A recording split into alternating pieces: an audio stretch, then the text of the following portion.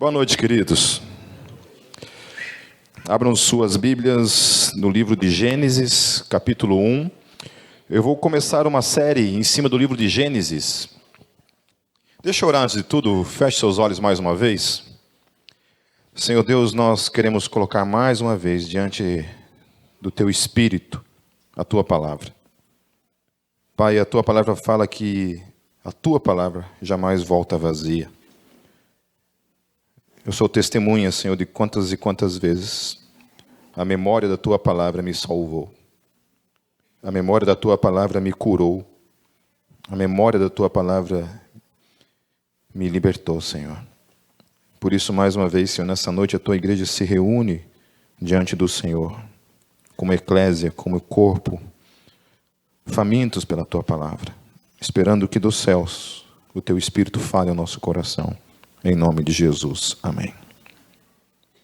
Para onde você buscar, procurar, você vai encontrar apenas, resumidamente, duas cosmovisões em relação à existência, em relação ao mundo.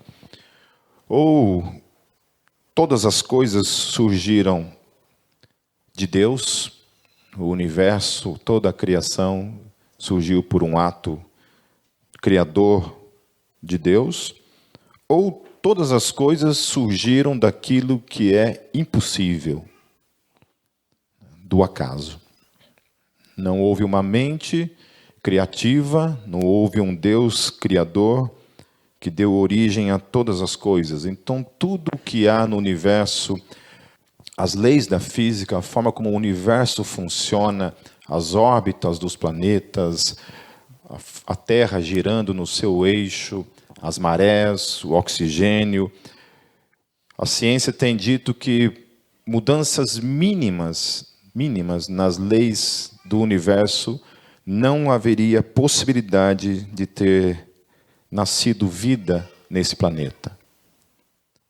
Então, tudo isso, tudo no universo se encaixa perfeitamente de uma forma, de uma maneira, para que houvesse a possibilidade de, na Terra, haver vida, como de fato está aí.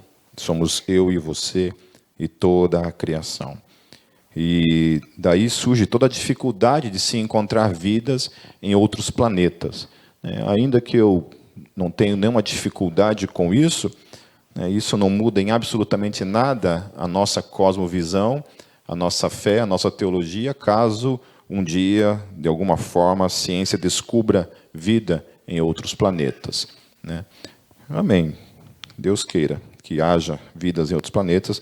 Eu acho um desperdício de espaço. Deus podia ter criado somente o nosso sistema solar, somente a Via Láctea, somente a nossa galáxia. Já estava bom, já era grande o suficiente para a gente se sentir um cocô, para a gente se sentir um nada diante do universo. Eu acho que é Louis Giglio, não sei se pronuncia assim o nome dele, que é um cara que sempre dá palestras a respeito dessa questão de olhar para a ciência, para a descoberta da ciência e ficar maravilhado porque essas coisas têm apontado para a existência de Deus. Enquanto o crente, ou mesmo o não crente, olha para tudo aquilo que a ciência tem descoberto acerca do universo, o crente, ou mesmo o não crente, que muitas vezes olha para isso, acaba se prostrando diante de Deus. Aquele que se mantém fixado no materialismo apenas, ou no acaso apenas, não tem a quem ser grato. Ele agradece ao nada absoluto. Ele estar aqui pensando acerca disso, raciocinando acerca disso, acerca da existência, acerca do universo, na verdade é somente um fruto do acaso, uma mera sorte, se é que podemos chamar isso de sorte. Enquanto eu e você podemos simplesmente olhar para tudo isso e vermos a grandeza do nosso Deus, a maravilha do nosso Deus. A Via Láctea é somente uma das galáxias diante de, eu não sei, inúmeras, incontáveis galáxias no universo, porque a ciência não consegue nem contar, ela chuta, Ela fala assim, olha, são bilhões. E o nosso planeta dentro dessa galáxia é uma coisa como uma poeirinha cósmica. E você dentro desse planeta é uma poeirinha cósmica. gente não consegue nem ver você. Depende do avião, da altura do avião, a gente olha para o chão, não vê nada. Não consegue nem ver você. E por isso que quando eu comecei, fazendo um parênteses aí, quando eu comecei a estudar apologética, filosofia, eu tinha medo.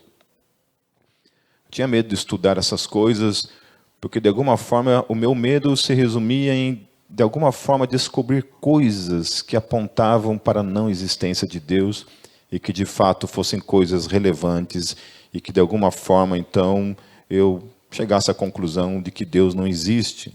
E o meu maior medo em tudo isso é que fosse tirado da minha vida a única coisa que fazia a vida ter sentido. E eu penso que isso seria uma tragédia. Para mim, seria uma tragédia. Não é por acaso que o suicídio, em muitos casos, vem em decorrência também da perda da fé. Claro que o suicídio hoje envolve outras questões, mas muitas vezes a cosmovisão, a falta de você ter alguém em quem se alicerçar, alguém que faça dar sentido à vida, lançou muita gente para o meio das drogas, para o mundo das drogas, e, de certa forma, cometeu um certo suicídio por meio das drogas. Então, esse era o meu medo, né? O meu medo em estudar, em ler acerca de ciência, acerca de filosofia, era o que isso resultaria na minha vida. Dentro do seminário, estudando teologia, né? Como eu já falei várias vezes aqui, me falavam que se eu estudasse teologia eu ia ficar louco, que você não pode estudar teologia, que estudar teologia deixa as pessoas loucas. Então se dizia isso, e muita gente então utilizava esse tipo de argumento para nunca estudar, né? Porque a conclusão podia ser essa de que Deus não existisse. O que eu concluí em tudo isso na minha vida, nesses já 29 anos de fé, estudando, lendo, fiz um seminário teológico, fui estudar muita coisa dentro da ciência, muita coisa dentro da filosofia, né? Foi maravilhoso você descobrir que absolutamente nada dentro do conhecimento humano, nada dentro do conhecimento humano consegue, de alguma forma, eliminar Deus. É glorioso isso. Só elimina de quem é burro. Às vezes eu me expresso de uma forma meio grossa. A conclusão, geralmente, se fundamenta em cima de certas ignorâncias, né? Semana retrasada, um dos vocalistas, um dos principais compositores da banda de louvor e adoração, Hillsong Church, Hillsong Worship, é uma banda que eu amo muito, gosto muito, sempre acompanhei a discografia dele, os lançamentos dele, todos os anos eu acompanho. E Mark Sampson, um dos principais vocalistas, um dos principais compositores, apostatou na fé. Publicamente, foi a público e comunicou isso, que estava abandonando o cristianismo. E o que mais me assustou, porque quando eu vi a notícia, eu fui verificar a notícia. E não somente ele, há outros caras, por exemplo, o Tim, que era o vocalista do As I Lie Dying, que agora, segundo alguns amigos próximos a ele que eu tenho conversado, tudo parece que Tim voltou a confessar Deus na vida dele.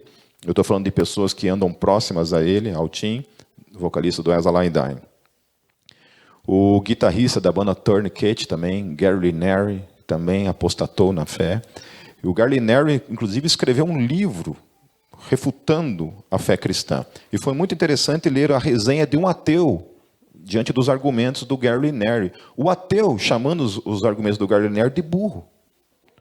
Eu assim, meu Deus, esses são os argumentos que o cara nega a Deus na vida dele? Que crente mais burro? Entendeu? Porque ele falou assim, nem eu sou tão burro para acreditar em umas coisas como esse cara está negando, né? Então, assim, e o Mark Sampson, ele também se alicerçou sobre certas coisas para negar a fé cristã e apoiar a sua apostasia, que a gente dá risada. A gente olha para aquilo e fala assim, meu Deus do céu, em que cristianismo, que tipo de cristianismo as pessoas vivenciam? O que acontece quando a gente vai domingo na igreja, a gente ouve o quê, afinal de contas, nesses púlpitos do Brasil, afora? O que a gente escuta? Que tipo de teologia essas pessoas estudam? Que tipo de Deus que essas pessoas creem?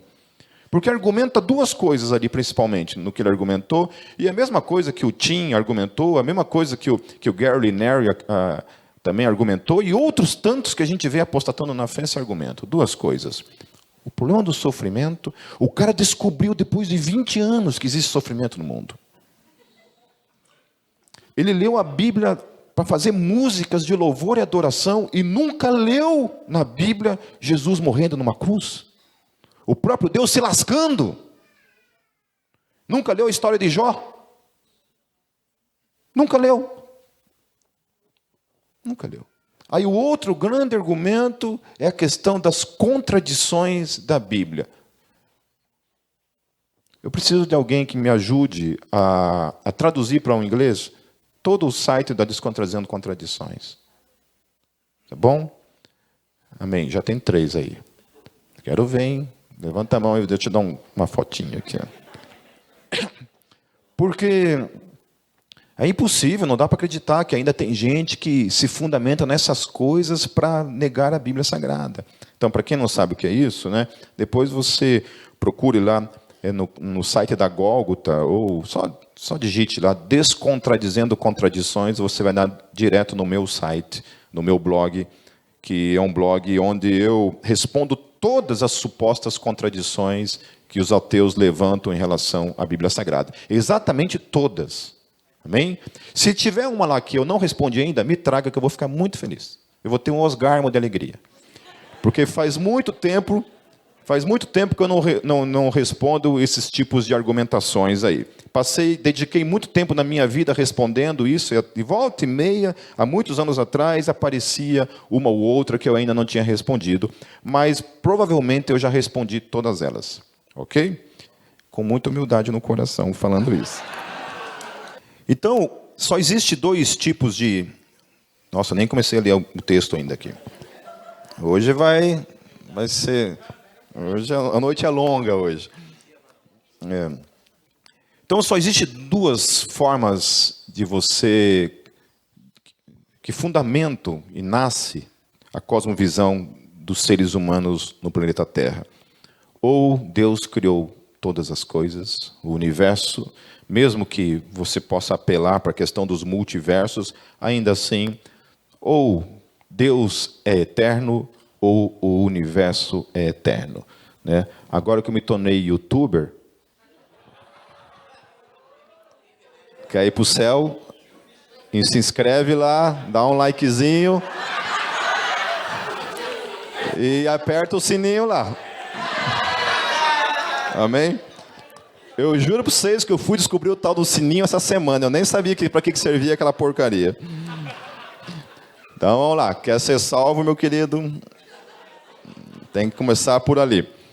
Então, até eu tratei essa questão lá no segundo vídeo do canal, que é a questão aí da eternidade, né? Só tem um jeito, ou Deus é eterno, ou a criação, seja ela em forma de energia, seja ela em forma de matéria, de multiverso, o que seja, algo é eterno.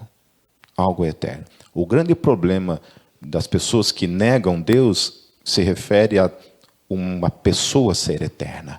E uma das coisas que eu vou tratar, eu provavelmente não vai dar tempo de tratar tudo hoje, provavelmente você vai ter que voltar domingo que vem, em nome de Jesus, para você continuar ouvindo a respeito disso. O título do que eu vou falar aqui é a cosmovisão de Gênesis. Amém?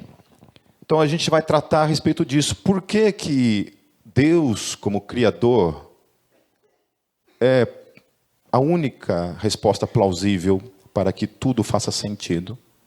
Tudo, exatamente tudo, faça sentido. E por que a outra cosmovisão, que se fundamenta sobre o vazio, sobre o nada, não faz sentido? Ela simplesmente destrói até mesmo a minha e a tua humanidade. E por que alguns movimentos teológicos, eu coloco teológicos entre aspas, porque estão aí, teológicos no sentido liberal, porque existem teólogos que são ateus, meus queridos, de verdade.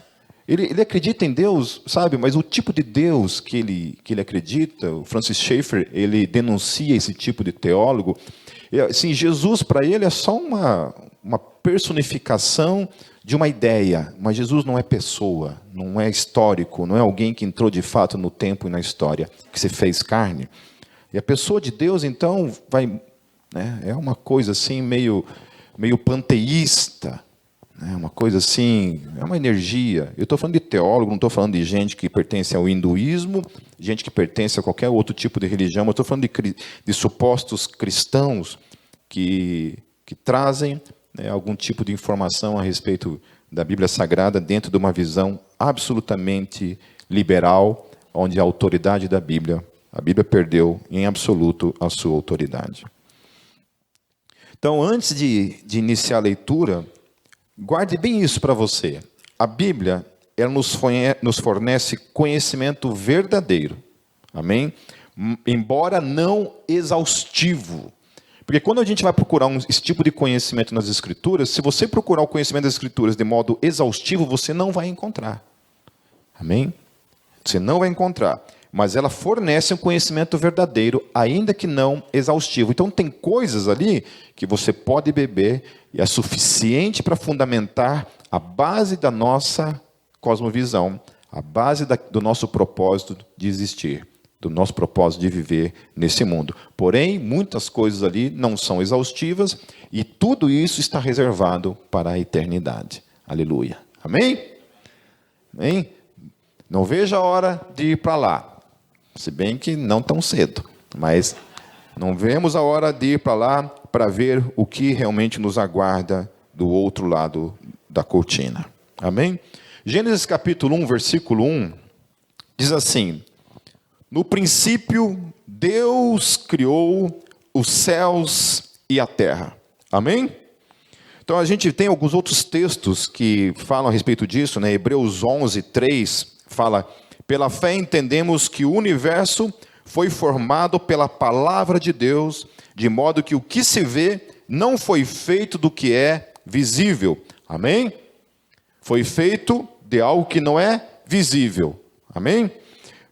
2 Pedro, capítulo 3, versos 5 e 7. Mas eles deliberadamente se esquecem de que há muito tempo, pela palavra de Deus, existiam céus e terra, esta formada da água, e pela água, o mundo daquele tempo foi submerso e destruído. Pela mesma palavra, os céus e a terra que agora existem, estão reservados para o fogo, guardados para o dia do juízo e para a destruição dos ímpios. É tremendo isso, porque você lê um Deus que cria todas as coisas do nada, pela sua palavra. Deus ordena, haja, e a coisa acontece. Como isso se dá, eu não sei. Mas o falar de Deus cria esse movimento criador em todas as coisas. Havia o vácuo absoluto, Deus existia na sua eternidade, como Pai, Filho e Espírito Santo. Deus ordena, bara, em hebraico, haja. Quando Deus fala essa palavra, não sei se Deus falou em hebraico ou falou em divinês, né? A palavra que ele utilizou ali, essa palavra traz então à existência todas as coisas. Pedro está falando que essa mesma palavra que ordena a criação de todas as coisas é a mesma palavra que vai condenar os homens no fim dos tempos. Tamanho é o poder dessa palavra. Por isso, meus queridos, confiar nesse Deus, nas suas promessas, é um Deus que não pode mentir. É um Deus que não volta atrás com o compromisso dele comigo e com você. Aleluia. Aleluia. Ninguém pode roubar de mim e de você a palavra dele dita para mim e para você. Amém? Nada, absolutamente nada, pode nos separar desse amor. Eu confio tanto naquela promessa de Jesus, que ele diz assim: eu estarei com vocês até a consumação dos séculos. O mesmo Deus que disse bara e tudo se criou, é o mesmo Deus que trará juízo sobre a terra, é o mesmo Deus que falou para mim e para você que ele vai estar comigo e com você todos os dias. Não é um dia sim, um dia não, uma vez por semana, só no domingo, só naquele momento que você o busca. Não somente nesses momentos, mas todos os dias. Amém? Quem confia nessa palavra? Isso não é triunfalismo. Eu estou falando que Jesus vai estar comigo e com você. Quando nós estivermos prostrados, de joelhos, orando, buscando. Quando nós estivermos andando nas montanhas. Quando nós estivermos caminhando nos vales, faltando todas as coisas, passando fome, doença e todas as implicações. Por isso que Paulo era aquele cara que podia dizer, olha, eu oro sem cessar, orai sem cessar. Orai, orai, enchei-vos do Espírito Santo, porque ele estava o tempo todo vivenciando essas realidades, porque Jesus estava presente na vida dele. É o mesmo Paulo que podia dizer, olha, eu sofri todas essas coisas, e eu posso todas as coisas que me fortalecem, porque ainda que passando por todas essas coisas, eu confio que Jesus esteve comigo todo o tempo. É difícil, queridos, principalmente quando você está passando pelo vale. É difícil, né? Não é difícil você acreditar que Jesus está presente ali? E você chora, você clama, você se desespera, porque se vê como abandonado por Deus. E aí compete a mim e a você, meus queridos, confiar em nossas emoções, em nossos pensamentos, em nossos desvios emocionais, ou simplesmente confiarmos no Deus que fala e que cumpre aquilo que fala. Amém? Amém?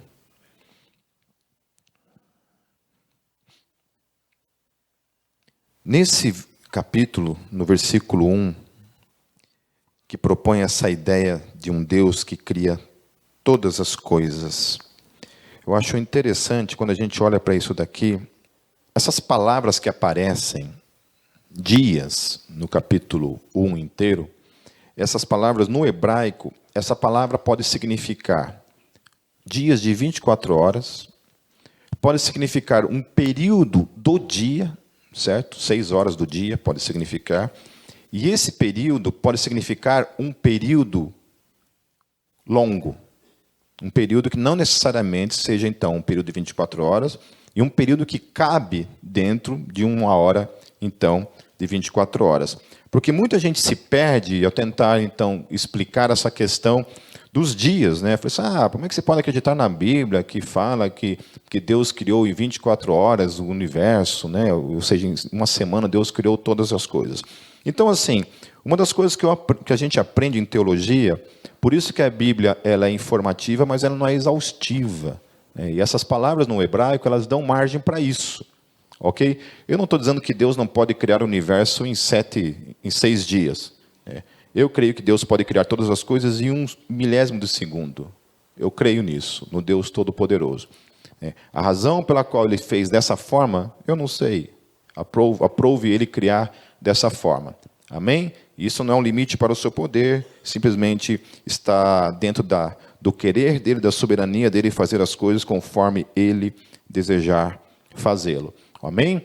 Então, assim, quando Deus cria todas as coisas, nesse período de 6 dias que a Bíblia relata, guarde em mente, então, isso.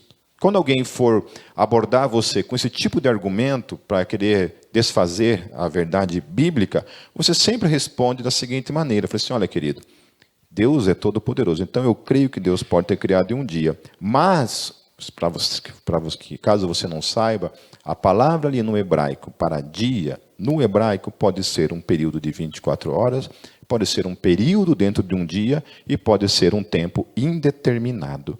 Ok? Então, não sabemos quanto tempo Deus teve ou levou para criar o universo. A Bíblia não fala isso.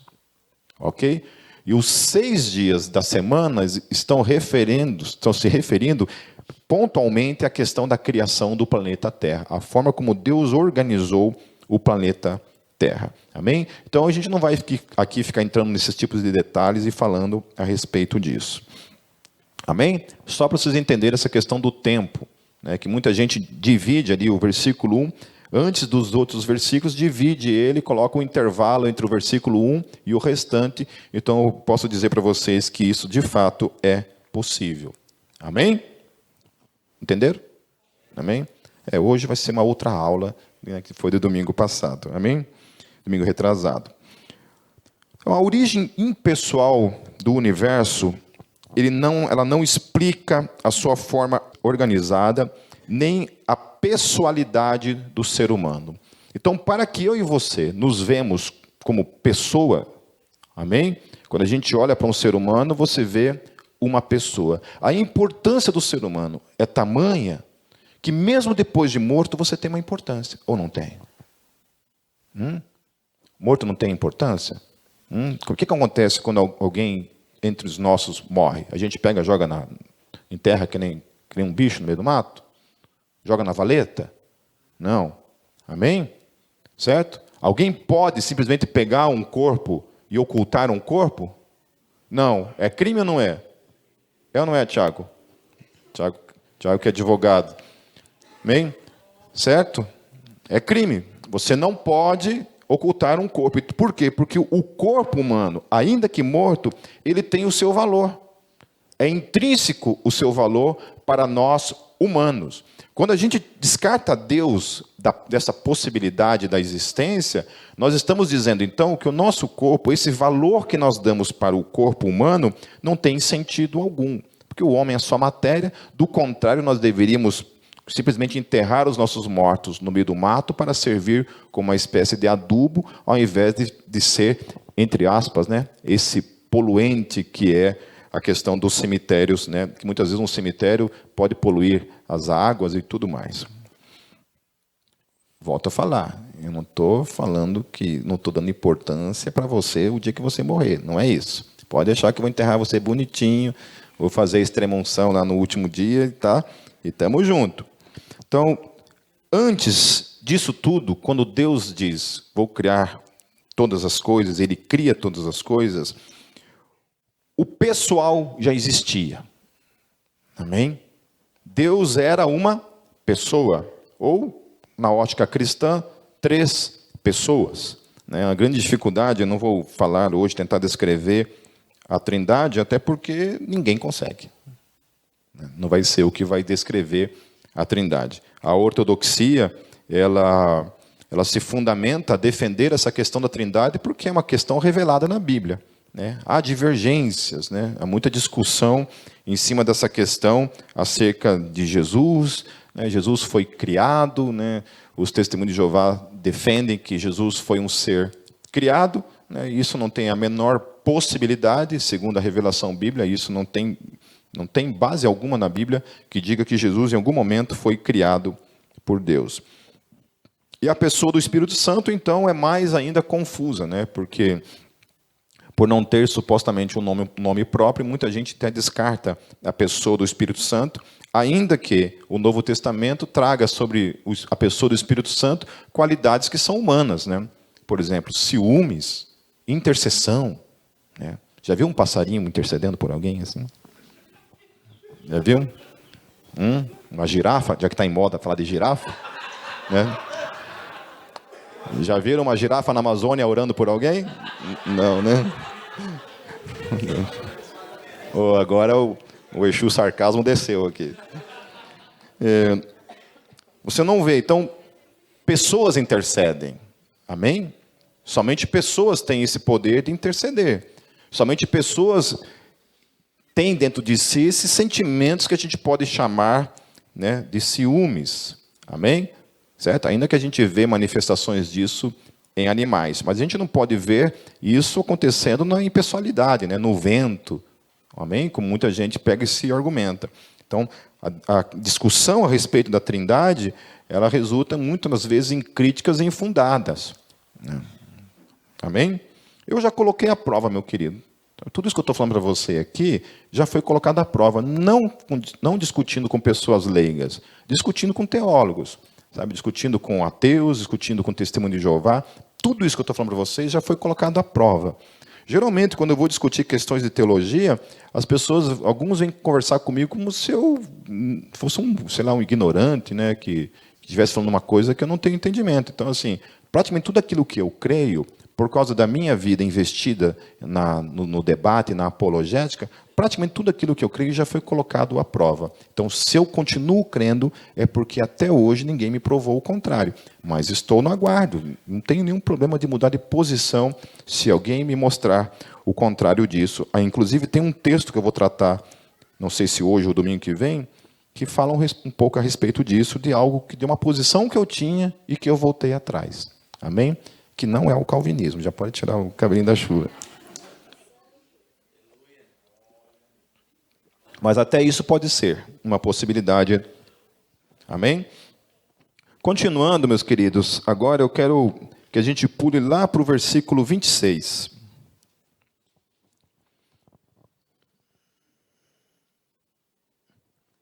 Então disse Deus: façamos o homem à nossa imagem, conforme a nossa semelhança, domine ele sobre os peixes do mar, sobre as aves do céu, sobre os animais grandes de toda a terra, e sobre todos os pequenos animais que se movem rente ao chão. Criou Deus o homem à sua imagem, a imagem de Deus o criou, homem e mulher os criou. Deus os abençoou e lhes disse: sejam férteis e multipliquem-se, encham e subjuguem a terra, dominem sobre os peixes do mar, sobre as aves do céu e sobre todos os animais que se movem pela terra. Disse Deus: eis que lhes dou todas as plantas que nascem em toda a terra e produzem sementes, e todas as árvores que dão frutos com sementes, elas servirão de alimento para vocês. E dou todos os vegetais como alimento a tudo que tem em si fôlego de vida, a todos os grandes animais da terra, a todas as aves do céu e a todas as criaturas que se movem rente ao chão. E assim foi. E Deus viu tudo o que havia feito, e tudo havia ficado muito bom. Passaram-se a tarde e a manhã, e esse foi o sexto dia. A partir do capítulo 2. Assim foram concluídos os céus e a terra, e tudo o que neles há. No sétimo dia, Deus já havia concluído a obra que realizara, e nesse dia descansou. Apenas fazendo uma observação também, dentro dessa questão do capítulo 1, eu não quis tratar o capítulo inteiro, que fala acerca da criação, a forma como Deus cria todas as coisas.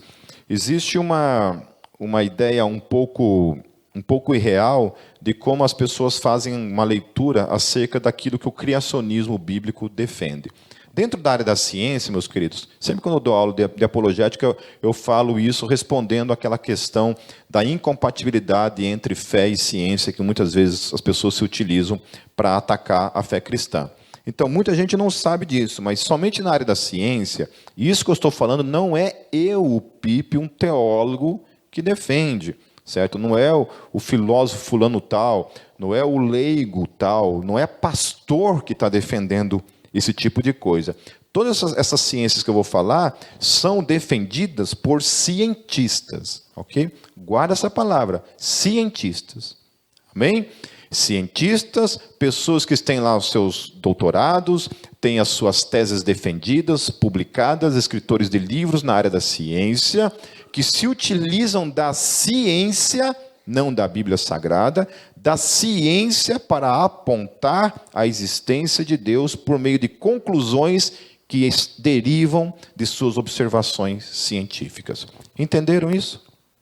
Que não é o Pipe que está falando isso? O que eu repito é somente o que esses homens estão falando. Então, dentro da área de ciência, a ciência teísta, eu falo ciência teísta porque são teístas, né, que usam disso tudo para concluir, então, a existência de Deus. Nós temos três vertentes, ok?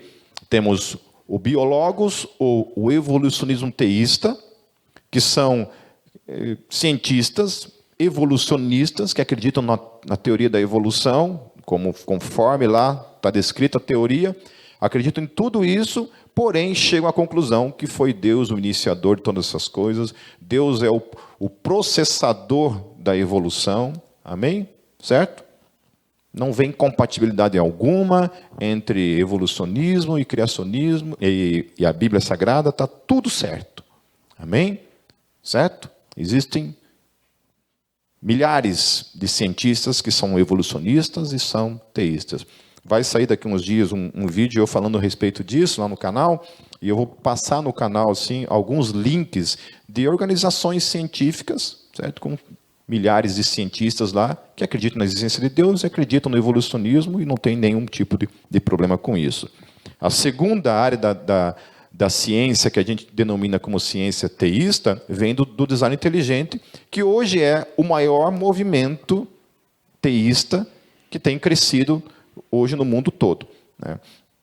Começou lá por meio de um advogado chamado Philip Johnson, que deu início a esse movimento, e hoje já são milhares de cientistas no mundo todo que abraçaram o design inteligente, né, e que trazem muitas críticas pesadas para com a teoria da evolução, né, mostrando as falhas da teoria da evolução. E volto a falar, não é o pastor Pipe, são cientistas.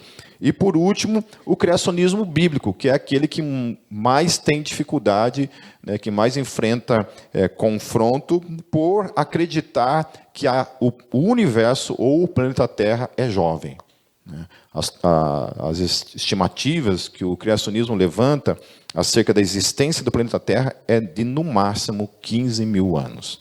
Então, toda vez que eu vou dar aula, que eu falo a respeito disso, o criacionismo defende que o planeta Terra não tem mais do que 15 mil anos, as pessoas já começam a dar risada. Não pode acreditar no negócio disso. Eu falo, eu acredito. Aí já cri. O medo já se aposta. Muita gente fala isso, né, que acha um absurdo. Então, volto a falar, não é o Pipe que foi lá, estudou, certo? Foi verificar as evidências, né, por si mesmo, como um cientista de campo, foi lá e fez essas pesquisas e chegou a essa conclusão. Não sou eu.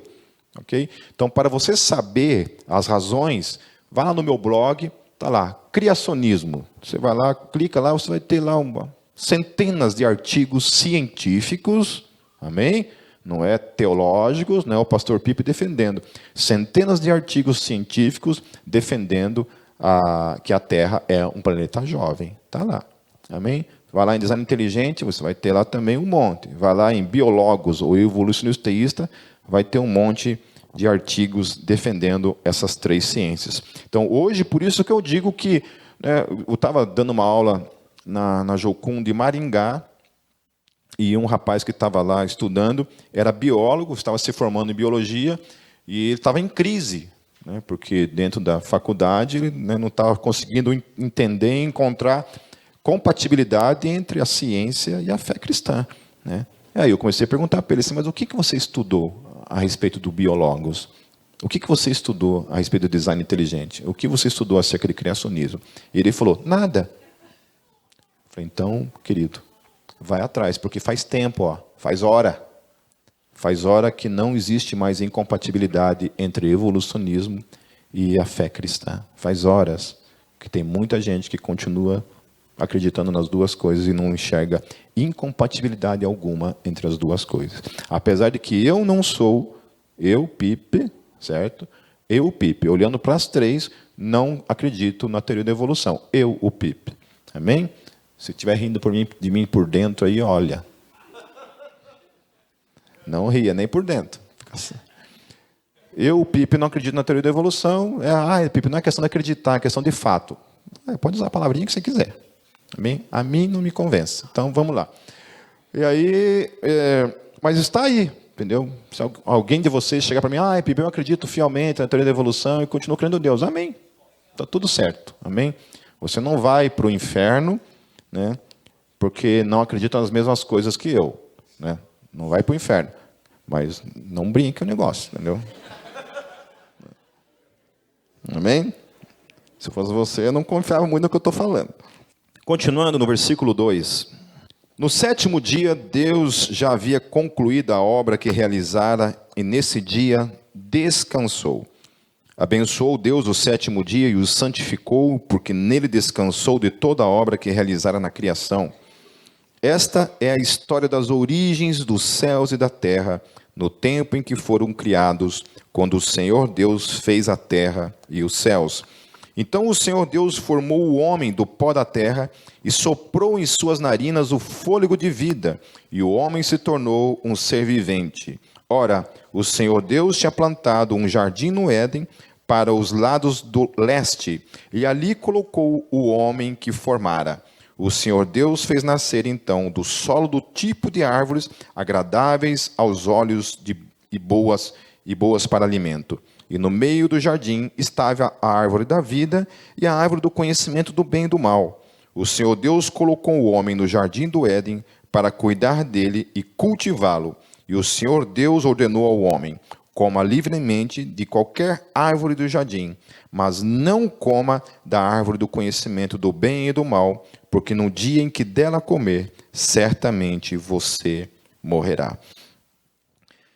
Esse texto lança muitos questionamentos. Desculpa, eu pulei do versículo 9 para o versículo 15 ali, que eu esqueci de avisar vocês, né? Falha nossa aqui. Esse texto, quando a gente olha para essa questão de teológica, assim, onde a gente vai lidar com questões assim sensíveis no texto, não diria nem sensíveis, questões, acho que é sensíveis mesmo a palavra que se usa para isso, né? A gente tem que aprender o seguinte, meus queridos. Deixa eu ensinar um segredo para vocês, para descobrir muitas vezes em determinados textos a verdade e o que não é verdade nos textos. Sempre faça perguntas para o texto, mesmo que isso te leve a uma crise teológica existencial. Seja bem-vindo ao mundo do pensamento. Uma vez um menino que frequentava essa igreja, a gente tinha um seminário aqui na quarta-feira, não lembro que dia que era o seminário, e a gente estava tratando questões do problema do sofrimento, né, baseado no livro do C.S. Lewis e outras questões mais que a gente estava lidando, né? O menino, um dia, ele saiu da igreja, né? Eu fui atrás dele e perguntei: fulano, o que aconteceu? Por que está assim, né? Pipe, eu não vou mais na Gólgota. Mas por quê? O que aconteceu? Ele falou assim: não, você faz a gente pensar. E eu não gosto de pensar. Eu descobri que eu não gosto de pensar. Eu quero continuar burro, na ignorância, pro resto da vida. Eu falei: então vai ser burro, né? Então, assim, uma coisa que eu deixo para vocês é isso. Vocês precisam aprender a fazer perguntas para o texto, entendeu? Ainda que isso implica, em muitas vezes, isso gerar uma crise existencial e teológica. Não tenha medo. Não tenha medo. Eu passei por isso, meus queridos. Meu primeiro semestre no seminário, por falta de conhecimento, né, como eu falo, eu vim de uma igreja histórica, mas, ao mesmo tempo, eu não tinha ensino na igreja. Eu tinha a pregação no domingo lá, a escola dominical, lidava com coisas assim, mas não tive um pastor assim que era mestre, que falava e que entrava num assunto sem medo de abordar certos assuntos, né? Ou, na época, talvez até abordasse, e eu que era muito lesado e não prestava atenção nas coisas. Pode ser que seja essa possibilidade também, né? Mas quando eu entrei no seminário, que eu tive que me obrigar a ler, a estudar, que fui adquirindo ferramentas de hermenêutica, né, de interpretação bíblica, de exegese, de entender a palavra ali nos textos originais, eu entrei em crise. Eu entrei em crise existencial profunda. Eu entrei. Não sei se a Ju entrou também, Ju? Também? Graças a Deus. Então não estou sozinho nesse negócio. Mas alguém que fez seminário aqui que entrou em crise no seminário? Não? Alguém? Não? Alguém teve crise teológica na vida aqui dentro? Não? Quem nunca teve? Levanta a mão. E o resto, volta aquela velha questão, né? Não vai mudar nunca isso, né? Quem teve, 30 levanta. Quem não teve, 15 levanta. E o resto é tela azul, né? O resto não sabe nem o que está fazendo aqui. Está perdido aqui. Se perguntar o nome agora, hein? Nome, que ser isso, né? Então, há muitas questões aqui que trazem umas certas inquietudes, né? E que muitas vezes eu vejo assim nas escolas teológicas, não havendo muita honestidade quando se trata de tratar questões polêmicas dentro das Escrituras. Por quê? Porque, às vezes, procura enxergar dentro das Escrituras somente a parte bonitinha da Bíblia, né? Somente a parte fofinha, né? A parte Teletubbies das Escrituras, né? Aquela coisa fofinha, ursinho plimplom, sei lá como é que é o nome, carinhoso, isso daí, né? Eu só assistia a He-Man, filha, só faca na caveira. Eu nasci assistindo Rambo, né? Já, palhaço. Então, essas questões ali, eu não sei se eu entro nessas questões, porque, assim, voltando a falar, sabe, seja honesto, não tenha medo da palavra, entende? E faça perguntas, porque é fazendo perguntas, sabe, entrando muitas vezes em crise existencial, que você sai do outro lado, tendo uma crise teológica, você sai do outro lado muito mais maduro. Porque, quanto a mim, não sei quanto a você, isso me forçou a procurar uma solução. E algumas vezes não encontrava solução alguma, entendeu? Só tinha que simplesmente se conformar. Puxa, Deus é assim mesmo, não tem jeito. Até tanto defender Ele, mas não tem jeito. No começo eu tentava defender Deus de certas coisas, que depois eu desisti. Falei, Deus também não ajuda, né? Para que escrever isso? Né? Para que permitir essas coisas? Para que fazer isso? E uma das coisas é essa, né? Para que colocar essa tal da árvore do conhecimento do bem e do mal no meio do jardim? Para quê? Qual que é o propósito disso? Para que fazer isso com a gente? Então, só vou deixar no ar isso daí. Para quê? Porque a parte da árvore da vida, né, a gente sabe que a árvore da vida apontava para Jesus. Você vê lá no Apocalipse falando isso, que Jesus é a árvore da vida. Você tem lá a árvore da vida e você tem a árvore do conhecimento do bem e do mal.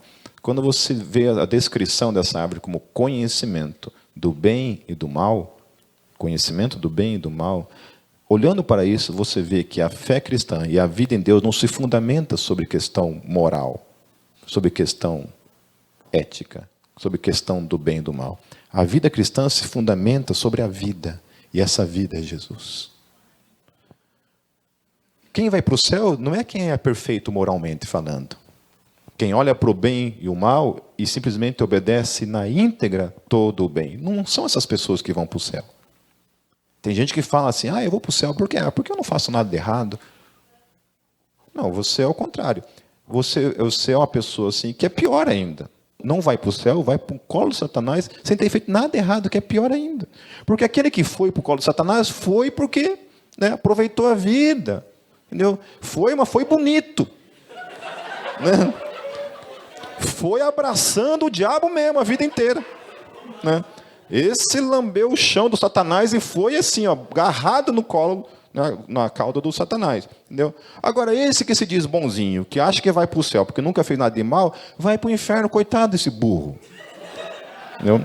Tentou a vida inteira ir para o céu não fazendo mal e foi igual. Entendeu? Aqui não. Quem vai para o céu é aquele que tem uma relação com a vida, que é Jesus Cristo de Nazaré. Esse é quem vai.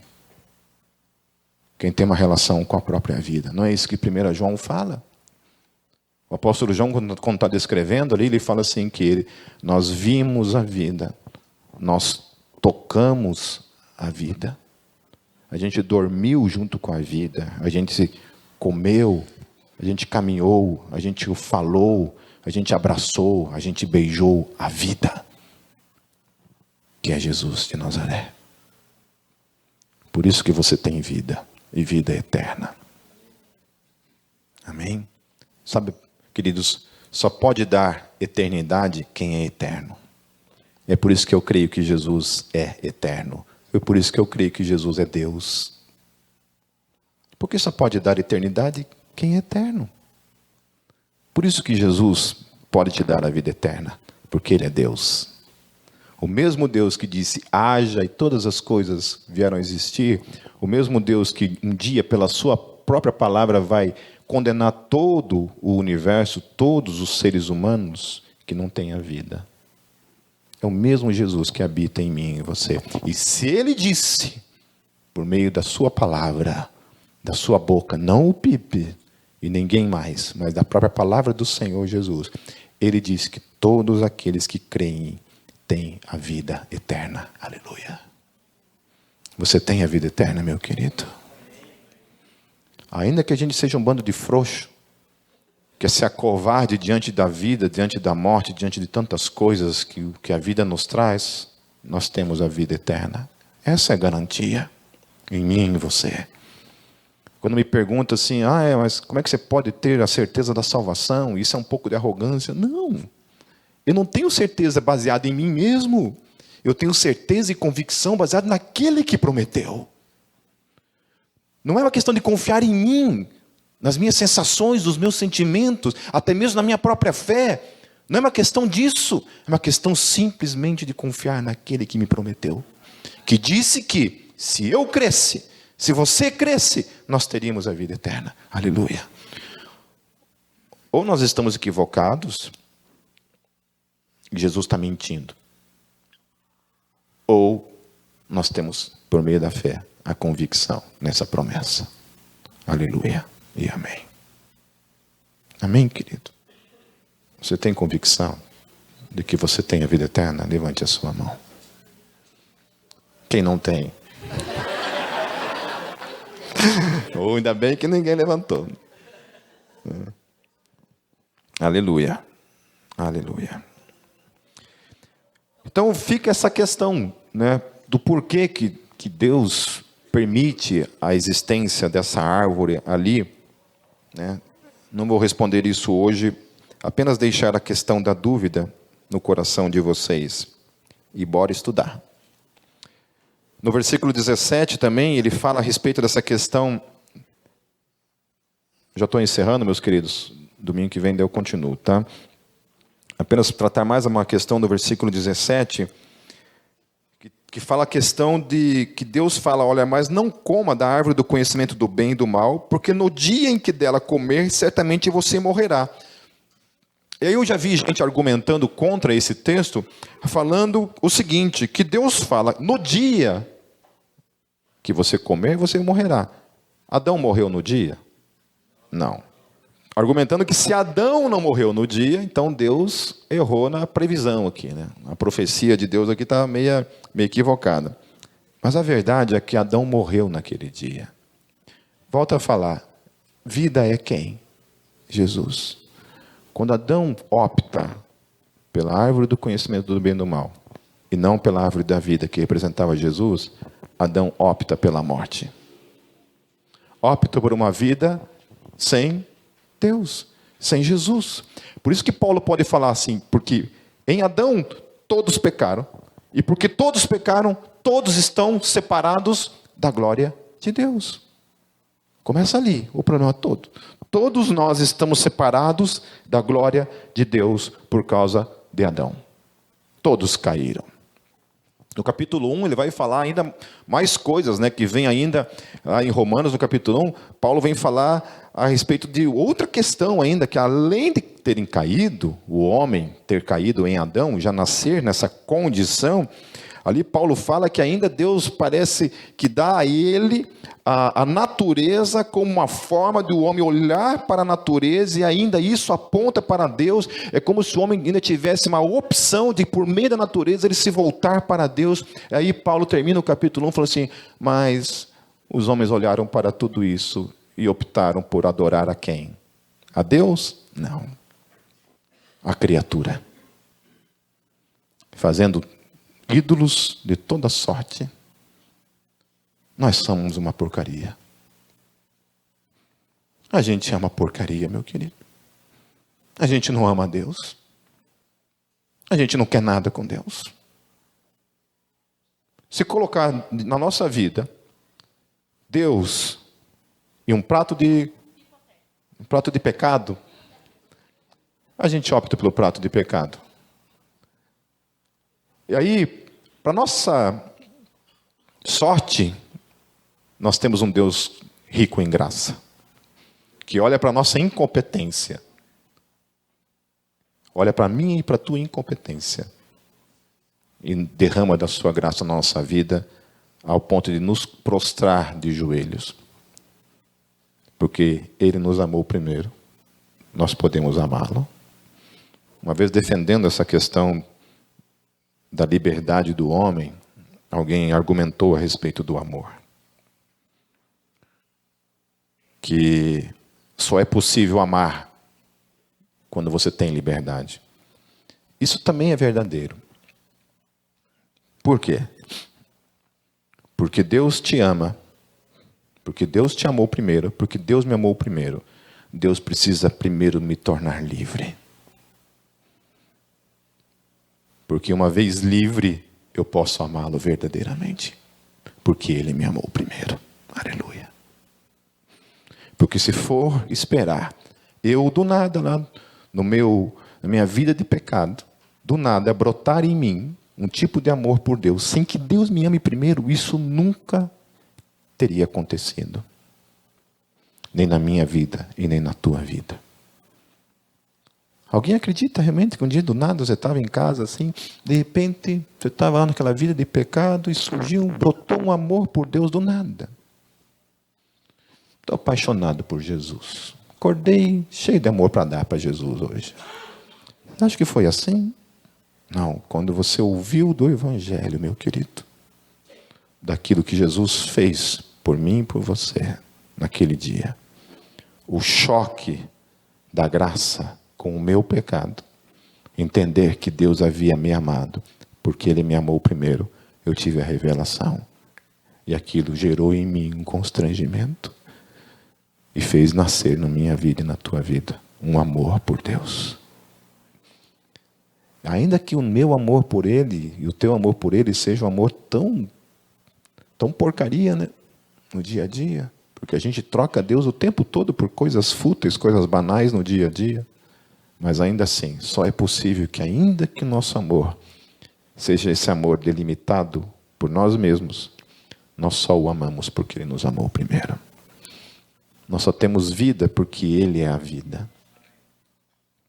Nós só temos esperança porque Ele nos deu essa esperança. Amém? É isso que diferencia a cosmovisão cristã das demais. Tira isso de nossas vidas. Quando Jesus estava lá curando as multidões, expulsando demônios, curando gente de todo tipo de doença, Jesus estava curando. As pessoas estavam ali, Ele dando alimento, curando, as pessoas estavam ali agarradas nele. Quando Jesus vem e fala a respeito do Evangelho, as multidões o abandonam. E aí Jesus olha para os discípulos e fala assim: vocês querem ir também? Podem ir. Eles dizem para ele o quê? Para onde iremos? Só tu tens palavras do quê? De vida eterna. Amém? Jamais deixe, querido, qualquer coisa nesse mundo roubar você da única coisa que te dá esperança, vida, e te faz ter sentido, e te dá sentido à vida, que é a palavra de Deus. Amém?